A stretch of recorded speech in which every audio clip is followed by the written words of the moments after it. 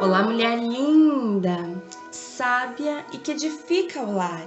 Eu sou Eliane Cristine e estamos lendo o livro Eu Não Sou a Mulher Maravilha, mas Deus me fez maravilhosa, de Sheila Walsh. Essa leitura foi autorizada. Para a aquisição do livro, entre em contato com a editora Thomas Nelson. Áudio 33. Um colar de pérolas. Pai, eu oro pela amiga que me ouve, que ela guarde seu coração escondido nos preceitos da tua palavra e da tua presença, de modo que esteja sempre segura na palma das tuas mãos. Eu oro em nome de Jesus. Amém. Iniciamos o capítulo 16, um colar de pérolas, guardarei meu coração.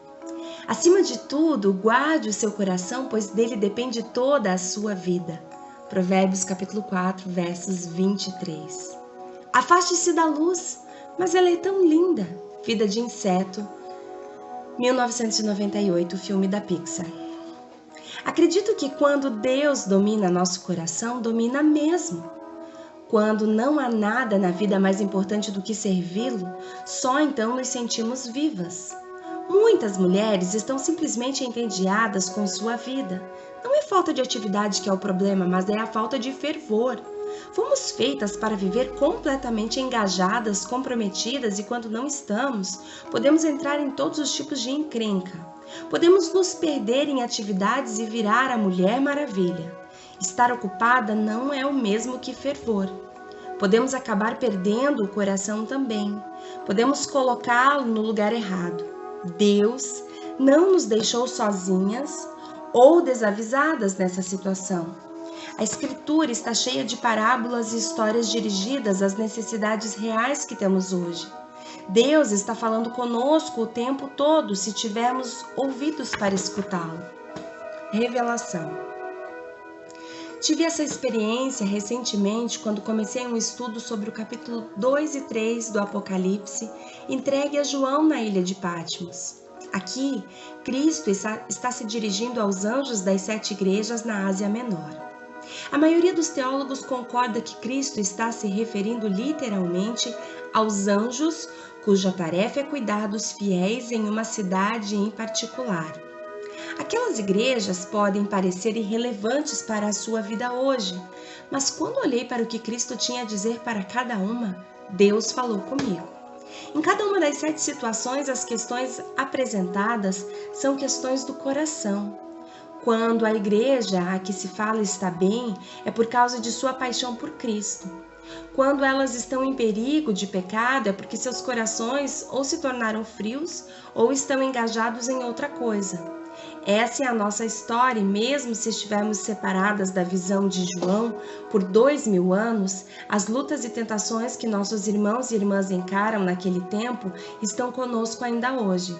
A verdade contida em cada situação é um presente para envolver nosso coração como um colar de pérolas perfeitas.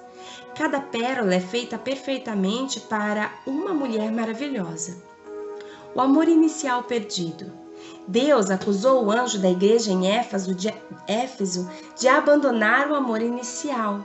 Eles estavam ocupados demais fazendo as coisas certas, mas seu coração não estava concentrado nisso. Éfeso era a cidade mais importante da Ásia Menor naquela época. Era quase como uma Nova York de hoje, uma cidade grande com muito dinheiro passando de mão em mão, com fortunas crescendo e diminuindo. Era também o centro de adoração da deusa Artemis ou Diana. Por ser uma cidade tão estratégica, Paulo tinha passado quase 3 anos de sua vida para ajudar a estabelecer a igreja lá. O potencial de influência dos fiéis de Éfeso sobre aquela época e cultura era enorme, mas agora Cristo trouxe a ofensa deles à luz. Embora suas atividades ainda estivessem intactas, seus corações tinham perdido o fervor. Parece familiar? Deus quer mais que nosso tempo e nossos esforços. Ele quer a nós. Ele quer que estejamos completamente unidas a Ele na questão de viver e amar, em vez de simplesmente marcar as tarefas que já executamos em uma longa lista de afazeres. Quantas de nossas igrejas se tornaram como as de Éfeso? Os sinais distintos são fáceis de se reconhecer. A igreja é cheia, até mesmo bem-sucedida, mas não tem alegria, nem calor, nem fervor por Cristo e pelos outros. O coração não está engajado. Como a graça e misericórdia de Deus, o aviso vem com uma promessa que nos leva de volta ao jardim do Éden. Aquele que tem ouvidos, ouça o que o Espírito diz às igrejas. Ao vencedor darei o direito de comer da árvore da vida que está no paraíso de Deus. Apocalipse capítulo 2, verso 7.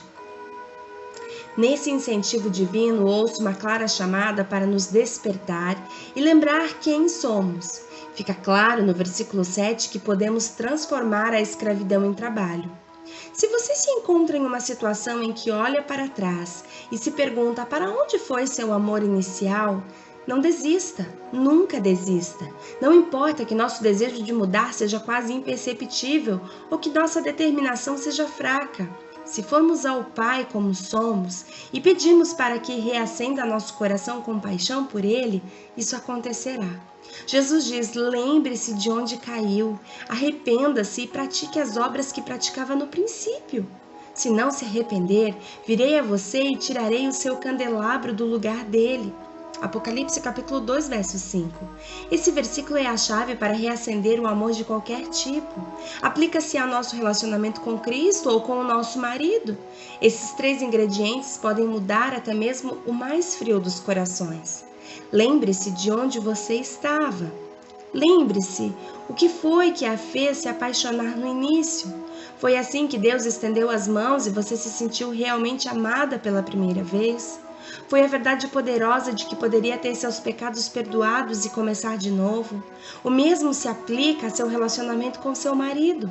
O que foi que fez seu coração bater um pouco mais rápido toda a vez que você ouvia e fez querer fazer todas as pequenas coisas que sabia que significaria muito para ele? Mude seu coração. Abra seu coração para ser vulnerável e aberta novamente. Levante a cabeça e diga sim. Volte a praticar as obras como no princípio. Como era a sua vida quando você conheceu a Jesus Cristo? Você devorava a sua Bíblia? Procurava momentos para estar sozinha com o Senhor?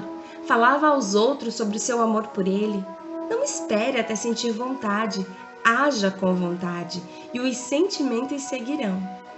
Essa vida a qual nos apegamos e da qual tentamos extrair toda a satisfação não é nada comparada à vida que nos espera no reino dos céus, quando seremos novamente convidadas ao banquete na árvore da vida. Mas enquanto ainda estamos deste lado do muro do jardim, podemos com a graça de Deus reacender nosso coração para arder por Ele. Purificada pela dor. 60 quilômetros ao norte de Éfeso ficava Esmirna, um porto movimentado e a outra igreja a qual Cristo se dirige no Apocalipse. A igreja em Esmirna, já tendo sido perseguida antes, estava prestes a passar por isso novamente. Cristo lhes avisa que alguns deles serão presos, mas encoraja-os a terem coragem e não sentirem medo, pois estará com eles. Muitos dos fiéis em Esmirna são pobres e parece, pelo texto, que estão sendo perseguidos pela grande comunidade judaica. Possivelmente, os que não aceitam Cristo como o Messias prometido. Mesmo quando são avisados sobre o período vindouro de perseguição, Jesus lembra que aqueles que aguentarem será dada a coroa da vida. Esse era um termo significativo para a cultura grega que aclamava os atletas e premiava cada vencedor como uma guirlanda ou coroa para celebrar a vitória. Tal prêmio é prometido àqueles que aguentarem todas as coisas em nome de Cristo. Cristo pessoalmente vai celebrar a vitória deles. É interessante notar na história da igreja que a perseguição muitas vezes foi uma estranha amiga do fiel. Quando o calor aumentava e uma escolha tinha que ser feita, muitas vezes vemos que a igreja se manteve forte até mesmo quando isso custou tudo o que é caro ao mundo. O custo da corda. Fiquei emocionada recentemente depois de ler sobre 3 trabalhadores coreanos no século XIX que tiveram a coragem de levar o evangelho para seu país. A maior parte sabe do crescimento espantoso do cristianismo na Coreia do Sul, em nossa época, mas não tinha ideia de que o fruto que vemos hoje foi regado mais de um século atrás pelo sangue de homens e mulheres fiéis. Em seu livro O que Deus está fazendo, o Dr. Ted, da Visão Mundial, relata uma história que ele ouviu de um veterano cristão coreano. Ele escreveu que no começo da década de 1880, 3 trabalhadores coreanos trabalhavam na China, ouviram o Evangelho e deram sua vida a Cristo.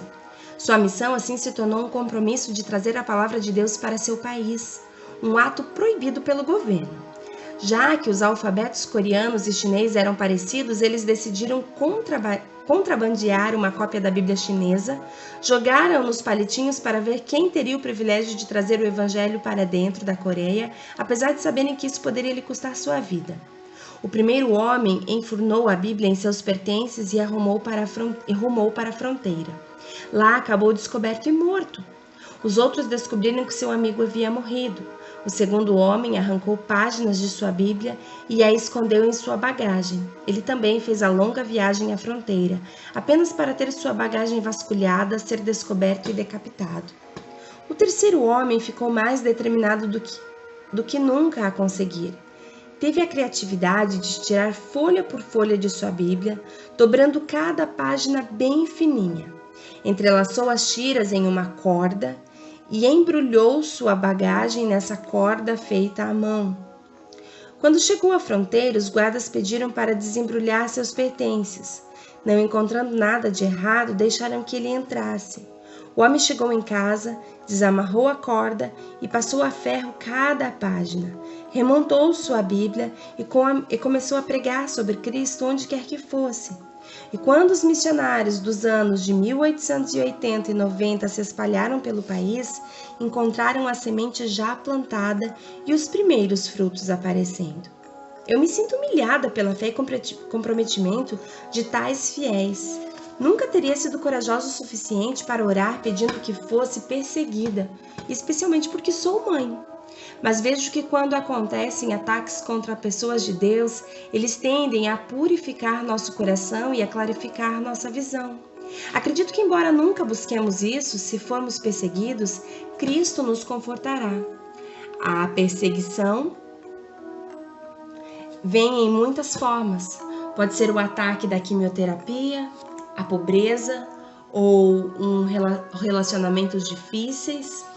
Justamente as coisas que poderiam nos afastar de Deus quando oferecidas a Ele podem ser as doces cordas que nos mantêm perto do seu coração. O perigo da concessão. A próxima igreja a que Cristo se dirige é a de Pérgamo, antiga capital da Ásia, 80 quilômetros ao norte de Esmirna.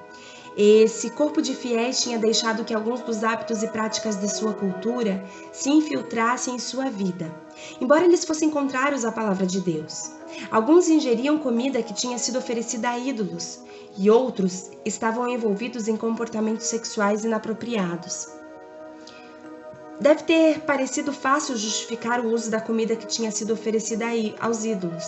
A comida estava lá, os animais já haviam sido mortos, então não era melhor usá-la do que desperdiçá-la? Alguns casais viviam juntos, embora não fossem casados. E novamente posso ouvir o argumento, mas nós somos comprometidos um com o outro, é como se fossem noivos. Não somos promíscuos, somos fiéis um ao outro. Essa vasta área cinzenta da justificação sempre esteve aí.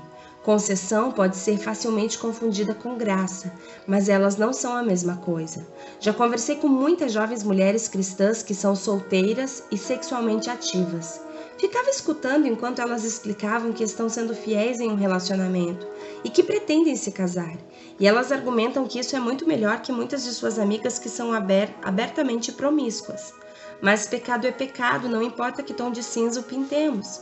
Enquanto nossa cultura se torna cada vez mais tolerante, os cristãos podem ser facilmente contaminados sem ao menos se darem conta disso. Tenho que ter muito cuidado com os filmes a quem levo o Christian para assistir. Mesmo se o filme que planejamos assistir for leve, nada nos garante que os trailers dos filmes que virão serão aceitáveis. Faço uma grande propaganda da graça. Todas nós, do Mulheres de Fé, fazemos. Às vezes somos criticadas porque não abordamos publicamente assuntos polêmicos como aborto e homossexualidade. Nossa resposta àqueles que acham que não aproveitamos completamente nosso espaço é que o chamado que Deus nos deu como equipe é comunicar o amor e a misericórdia de Deus. Dizer venha como você é e seja bem-vindo à família dele. Deus é mais do que capaz de falar com cada um de nós individualmente sobre nossa vida quando estivermos em seus braços. Sempre me apoiarei nessa verdade, mas enquanto estudo esse aviso à igreja de Pérgamo, me vejo impelida a levar minha própria vida ao escrutínio do Espírito Santo e pedir a Ele que me mostre onde usei a verdade da graça de Deus como uma desculpa para ficar confortável em áreas que deveria ter cuidado. Não tenho o coração para ser uma perfeição em pessoa, mas quero sim ser uma mulher devota. Quero que meu coração seja um lugar onde Deus tenha prazer em habitar. Há uma analogia traçada na Escritura que compara a comida oferecida a ídolos com promiscuidade. Começou com os filhos de Israel vagando no deserto e é vista aqui em Pérgamo também. Não sei qual seria o equivalente moderno de comida oferecida a ídolos, talvez pagar o dízimo com dinheiro ganho no jogo. Mas a mensagem central é clara, é um acordo. A promessa oferecida àqueles que resistem a acordos. Aquele que tem ouvidos ouça o que o Espírito diz às igrejas, ao vencedor darei do maná escondido. Também lhe darei uma pedra branca com um novo nome nela escrito, conhecido apenas por aqueles que o recebem. Apocalipse capítulo 2, versos 17. O maná escondido se refere a um banquete a ser dividido com Cristo que deixaria qualquer outra refeição no chinelo, se comparada. A pedra branca era um termo conhecido em Pérgamo. Era uma coisa que era dada como prêmio a atletas ou gladiadores por realizarem atos incomuns de bravura. Muitas vezes a entrega da pedra branca significava que eles já podiam parar de lutar. A ideia principal que eu vejo aqui é: não façam acordos, mas lute pelo que é melhor para Deus. Essa é a pérola que vale a pena guardar como se fosse um tesouro. Uau, glória a Deus! Quantos ensinamentos práticos nessa palavra, nesse início de capítulo. O que nós temos feito a respeito da nossa fé, o quanto fervorosa estamos, o quanto temos praticado esse evangelho de graça. Que o Senhor te abençoe, que você medite nessas palavras. Um grande beijo e até o nosso próximo áudio.